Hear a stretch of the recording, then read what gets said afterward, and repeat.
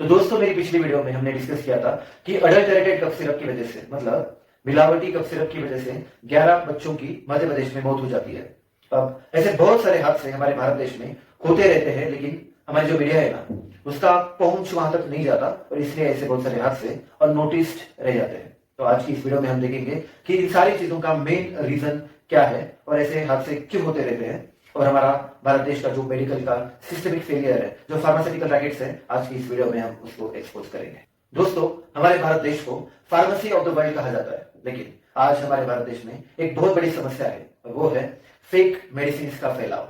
और ये बस हेल्थ रिलेटेड इशू नहीं है, बल्कि ये हमारे इंडिया का एक रेपुटेशन पर भी एक सवाल उठाता है। और आज इंडिया का जो सिस्टम है ना फेक मेडिसिन पकड़ने का, वो बहुत ही कमजोर है। इंडिया के जितने सारे पुलिस ऑफिशियल्स है, ड्रग इंस्पेक्टर्स है या फिर डिफरेंट एजेंसीज है फार्मास्यूटिकल रिलेटेड, उनके पास ना तो मॉडर्न टेक्नोलॉजी है, ना तो एक अच्छा सा डेटा कलेक्शन है, डेटा एनालिटिक्स है, ना एक अच्छी सी स्किल्ड वर्कफोर्स है।